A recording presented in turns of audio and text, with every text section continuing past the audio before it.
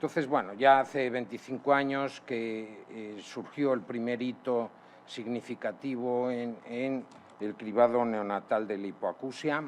Esto aconteció en Estados Unidos, donde el Consensus Panel declaró que era un problema que había que cribar antes de que los niños abandonaran el hospital. Afortunadamente, en España contábamos con magníficos profesionales que cogieron el guante enseguida y se organizó, se hizo un estudio multicéntrico para la detección de hipoacusia en población de alto riesgo en 1994. Estos datos alertaban de la incidencia de las sorderas, que eran profundas, neurosensoriales, bilaterales en el 1 por 1000 de los recién nacidos españoles, pero de distinto grado hasta un 5 por 1000. A partir de la publicación de este estudio y tras conversaciones con el INSALUD, este organismo interesado en dar continuidad a esta labor iniciada, se decidió crear un grupo científico denominado Comisión para la Detección Precoz de la Hipoacusia, con un objetivo general que fue el de difundir e impulsar la detección y el diagnóstico precoz de las sorderas infantiles en España. Esta comisión nació en 1995 y hoy consta de 2 representantes de la Sociedad Otorrinolaringológica Española, 2 de la Asociación Española de Pediatría y 1 de la Federación Española de Asociaciones de Padres Sordos de aquella, hoy Confederación Española de Familias de Personas Sordas FIAPAS, a quien toda la comisión felicita por su 40 aniversario y le desea mucho éxito en este acto, en este congreso.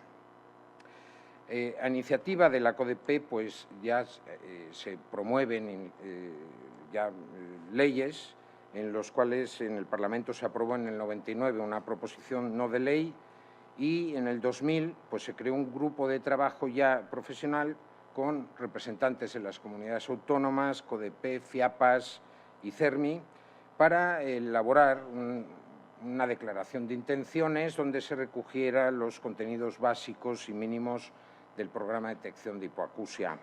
En noviembre de 2003 ya se aprobó un registro mínimo y de resultados de estos programas, con lo que se finalizaron los trámites, digamos, legislativos para su implantación en España. Con distinta cronología fueron las comunidades autónomas cumplimentando esta normativa para establecer sus programas de cribado y en 2010, como ya se dijo anteriormente, pues ya felizmente en todo el territorio nacional contamos con la detección precoz de la hipoacusia, hecho que nos sitúa entre los países desarrollados que cuentan con un sistema de detección de la hipoacusia completamente nacional y universal. La experiencia actualmente demuestra que la detección precoz es posible y que además, seguida de una atención temprana, intervención logopédica y audioprotésica, seguimiento individualizado y orientación familiar, pues nos va a hacer que los niños, como hemos comprobado en los jóvenes presentadores del acto, pues que acceden a un lenguaje oral en las primeras edades. Muy bien, podríamos estar ya muy contentos todos, podríamos estar felices, pero y hacer desaparecer incluso la CODEPE, porque ya está todo implantado, pero no. No, porque consideramos que existe, una vez cubiertas estas primeras fases de la atención al déficit auditivo infantil, pues van surgiendo problemas, desafíos, que lejos de ser debilidades de los sistemas, sí que tenemos que cogerlos como oportunidades de mejora y de cambio. Si la CODEPE pues, se ha dedicado a emitir documentos de recomendaciones, materiales divulgativos para profesionales y usuarios, hizo la guía práctica del abordaje interdisciplinar, hizo encuestas para conocer el estado de la cuestión, se reunió con los representantes de las comunidades autónomas y participa y es invitada frecuentemente a encuentros científicos entre profesionales implicados. Un hecho muy importante para la CODP y yo creo que para el fin último de la misma es que desde 2013 contamos con la coorganización del Real Patronato sobre Discapacidad, que, como saben, es un organismo autónomo adscrito al Ministerio de Sanidad y apoya y colabora en los distintos trabajos de la Comisión gracias al convenio con FIAPAS. Así hemos podido hacer algunas actividades y queremos reconocer y agradecer a este Real Patronato y a su personal su implicación y ayuda para que podamos seguir progresando. Los miembros actuales estamos en esta mesa e iremos presentándolos uno a uno en función de cuando salgan a presentar su ponencia. Y una vez dicho toda esta presentación, pues yo creo que es importante venir a la base y recordar por qué es importante cribar la hipoacusia. Yo creo que hay gente que necesita, aunque lo sepa, recordarlo. Vamos a la base. La hipoacusia es un trastorno asociado a importantes retrasos del desarrollo del habla y lenguaje, con las alteraciones que ello provoca, pero que tiene una cosa muy importante, que es un periodo de latencia. Un periodo de latencia entre el origen de la enfermedad y las manifestaciones que queremos evitar. Esto lo que nos permite es hacer un tratamiento temprano para evitar esas secuelas. Tradicionalmente, nosotros, los médicos, pues en el espectro entre considerar sana una persona o enferma a otra, pues tenemos un camino que se llama la patogenia de una enfermedad y en la cual, pues, como prevención terciaria, tradicionalmente actuábamos cuando la enfermedad ya había desarrollado todas las secuelas y la reconocíamos y la tratábamos cuando ya eran irreversibles. Esto ocurría en la hipoacusia también, pero con la aparición de la detección precoz, nosotros nos vamos a anticipar al desarrollo de los síntomas y las secuelas irreversibles de la misma, aprovechando esa latencia, ese periodo de latencia en el cual podemos actuar. Así, enmarcamos la detección precoz como la prevención secundaria que tiene tanto éxito como se puede comprobar. El camino futuro está en evitar el cambio patológico temprano o incluso, utilizando los nuevos adelantos, los progresos de la ciencia, revertir este cambio patológico temprano y, idealmente, tendríamos o haríamos una prevención primaria que sería evitar incluso la aparición del mismo. En algunos casos se puede hacer. ¿Esto es un tema moderno? Pues no. La OMS publicó en 1968 una serie de principios con los cuales se podía considerar cribable una enfermedad. Tenía unos principios entre los cuales la hipoacusia reunía todos. Pero ¿por qué se esperó desde 1968 a la década de los 90 o finales de los 90 para implementar esto? Pues esto se explica con esta gráfica. Con esta gráfica, el desarrollo tecnológico permitió que se desarrollaran aparatos para lograr la identificación temprana de la hipoacusia. Se logró hacer aparatos que habilitaran auditivamente a esos niños que se detectaban sordos y, utilizando la atención temprana, la estimulación precoz, lograr que la prioridad sea la enseñanza de la lengua oral. Si la tecnología para la identificación temprana de la hipoacusia fue lo que abrió la puerta a este desarrollo, a este cambio que ha supuesto para la vida de las personas que tienen una discapacidad auditiva, y fue las otomisiones acústicas la primera tecnología que se utilizó para hacer screening masivo de poblaciones de niños recién nacidos. Hay que hacer un homenaje al doctor David Kemp, que fue el que desarrolló, el que descubrió, el que desarrolló los aparatos y luego creó incluso hasta una empresa para divulgarlos, para ponerlos a disposición del público y que, pues bueno, pues aquí estamos todos muy contentos con él en Toledo, de sacarnos una foto con este personaje histórico de este tema. Así que consideramos un logro ya, un logro que sea considerada la detección precoz de la hipoacusia como una prioridad de salud pública, como hemos visto por las declaraciones de los representantes del Estado, pero hubo que vencer la inercia de la rutina de los cuidados en las maternidades. Cuando llegábamos con los aparatos de autoemisiones a la maternidad, las personas de mucha experiencia o de colmillo retorcido que te veían llegar allí pensaban que ibas a experimentar con los bebés y a ver qué ibas a hacer y te ponían toda serie de trabas, hasta que después ya pues, se dieron cuenta que esto era absoluta y completamente una actividad clínica que había que abordar y poco después ya fue aceptada por la población. O sea que, seguido de esto, seguida de la detección precoz, un gran logro fue el incluir la audiología infantil dentro del proceso.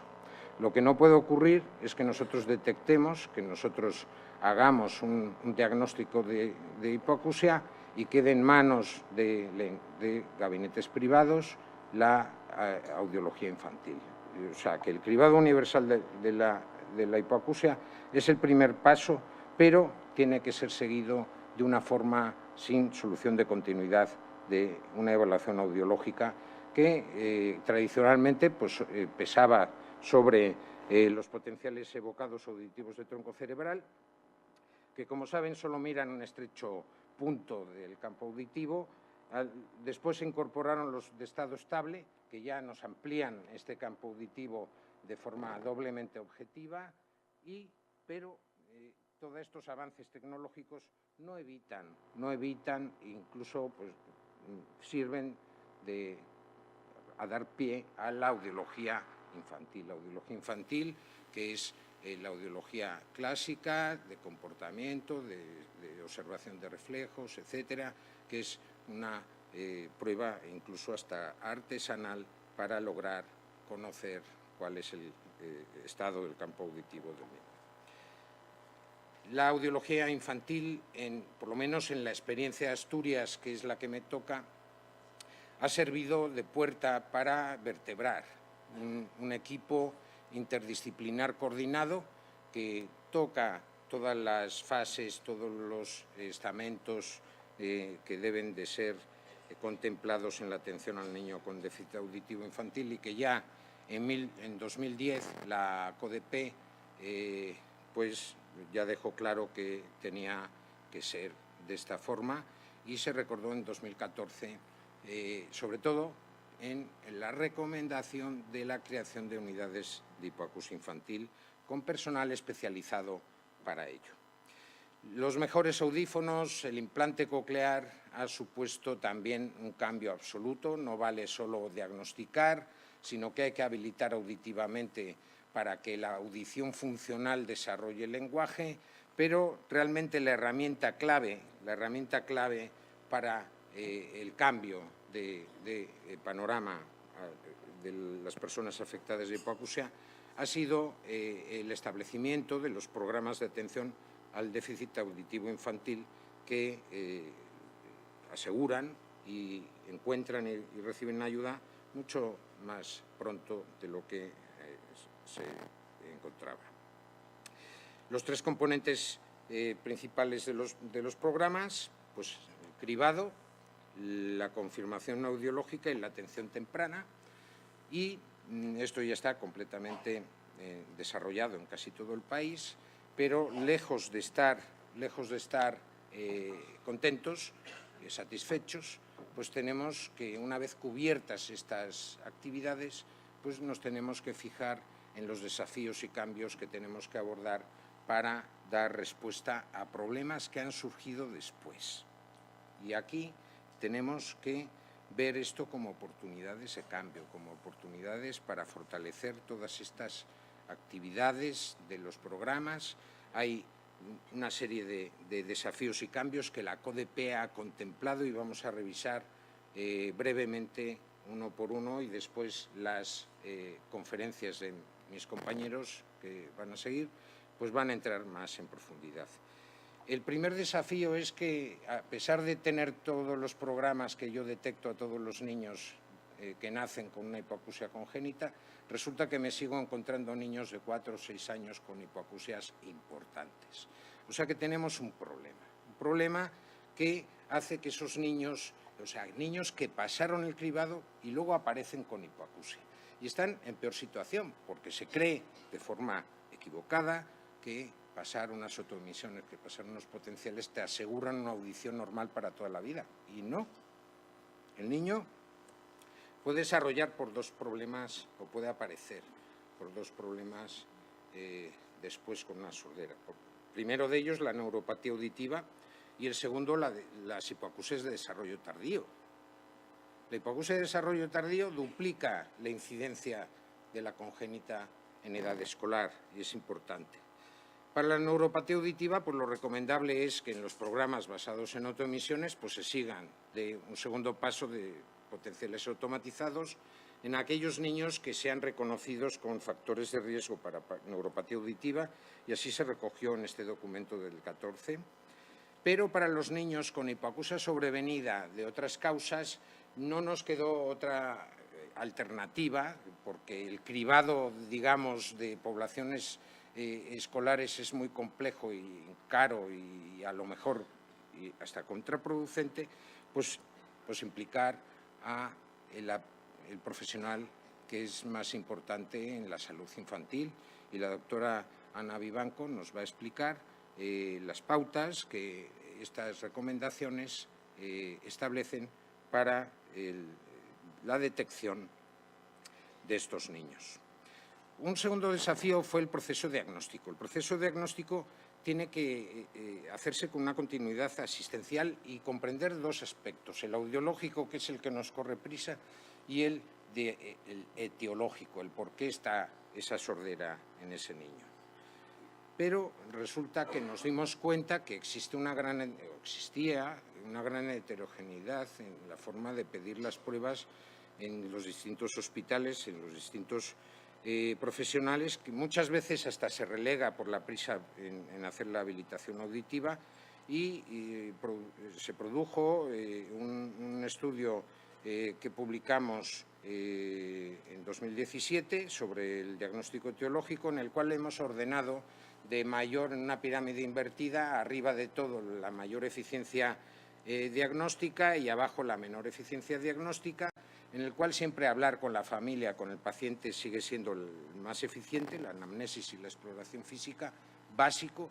Y después encontramos 2 sorpresas. Una fue el diagnóstico genético, que a día de hoy la tecnología ha resuelto o da más respuestas a interrogantes que teníamos en este aspecto, y el diagnóstico del citomegalovirus, que pasa todo lo contrario. Aquí nos da más preguntas, más interrogantes que respuestas, y será esto tratado, el primer tema, por el doctor Cabanillas, que lo va a analizar en profundidad, y el segundo por el doctor José María Sequí. Otro problema importante, a pesar de que siempre se trata como banal la otitis secretora, la otitis serosa, pues es extremadamente frecuente en la infancia, pero nos dimos cuenta que hay poblaciones de riesgo, niños con ciertas características que pueden comprometer enormemente su desarrollo si no se trata de forma adecuada. También produjimos otro documento sobre el diagnóstico y tratamiento de la otitis media secretora, con un diagrama de flujo en el cual los niños sin otra patología pues pueden hacer pautas de espera. Lo que sí estudiamos fueron los tratamientos que no se deben de emplear, que no tienen base científica para recomendar, y sí ser más expeditivos en niños en situación de riesgo y tratar esa otitis secretora que añade más sordera o más problemas a problemas persistentes. Otro problema importante y muy de boga, y se va a tratar en profundidad en este congreso por varios ponentes, son las hipoacusias unilaterales, que tradicionalmente siempre oímos, siempre dijimos, siempre opinamos que no se preocupe, que un oído oye al 100% y se van a desarrollar el niño perfectamente. Pues no, nos estamos dando cuenta que donde dijimos digo Diego, y hay niños que nos llegan a la consulta con fracaso escolar porque tienen menores habilidades lingüísticas, y además se ha comprobado recientemente que las áreas de corteza cerebral que no son estimuladas por la vía auditiva ipsilateral son ocupadas por las vías visuales. También se creó un documento que está ahora en prensa también en la revista de el acta otorrinolaringológica, y creamos un diagrama de flujo que el doctor Zubicaray nos va a explicar con mayor detenimiento. Y en estos momentos, pues la CODEPE se encuentra en fase de actualización de las recomendaciones globales de cribado, diagnóstico y tratamiento. Este año tratamos solo el cribado, para encajar el factor del citomegalovirus que harta dificultad presenta. Ya luego nos lo explicará el doctor Sequín. Creamos un folleto que tienen ustedes entre la documentación para educar, formar de forma continuada al personal implicado, porque por muchos años que estés trabajando en una actividad clínica, pues no está de más recordar de vez en cuando las bases, como hemos hecho en esta charla. Y luego, pues tratar otro problema que surge. En los programas se pierden niños. ¿Cómo es eso? O sea, ¿cómo puede ser que un niño que no ha pasado la prueba de cribado no vuelva a hacer los siguientes pasos? Pues esto pasa, y está publicado que de un 20 hasta un 50% de niños con fracaso en las pruebas de cribado, pues no te los traen, no te los vuelven a llevar. Pues bueno, pues esto se analizó y las principales causas son parentales, y no porque sean malos, sino porque tengan problemas socioeconómicos, problemas de acceso, problemas que tenemos que identificar, y este porcentaje pues puede incluso amenazar los programas. Pues hay que adoptar medidas a nivel profesional y crear la figura de una persona del equipo interdisciplinar que sirva de apoyo a esas familias para conocer sus problemas, por qué no ha traído al niño, qué problemas tiene, e intentar ponerlo en contacto con servicios sociales o lo que sea. Pero para esto se necesita una base de datos bien estructurada, bien actualizada, y que muchos programas no tienen en estos momentos. Aquí está el folleto que tienen ustedes en su poder, entre la documentación que se les ha entregado. Y luego, pues está el impacto en la calidad de vida del niño y la familia. Esto es importantísimo, determinar si todas estas acciones tienen reflejo en la sensación que las familias y los niños tienen de su bienestar. Pues un programa bien estructurado que fluya con normalidad, pues resulta plenamente concordante con la concepción contemporánea de la atención temprana, que exige actuar tan pronto como sea posible, dar continuidad al proceso, que no existan parones, que no te manden a no sé dónde, evitar la descoordinación entre los servicios y prestaciones, cada uno sabe lo que tiene que hacer, y prevenir sobre todo el desconcierto y la clásica y tradicional peregrinación de las familias a distintos ámbitos donde les dicen que está muy bien, que, en fin.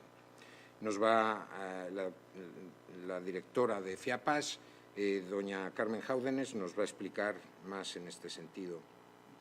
Y siempre pues, me gusta mucho esta foto, esta diapositiva, en el cual pues, bueno, pues, nos sentimos pues, orgullosos en que algún día pueda ser esto una realidad, en el que hayamos dejado en el retrovisor una vía difícil de transitar para ir por una vía más fácil. Muchas gracias. Si tiene alguna pregunta, a escribir.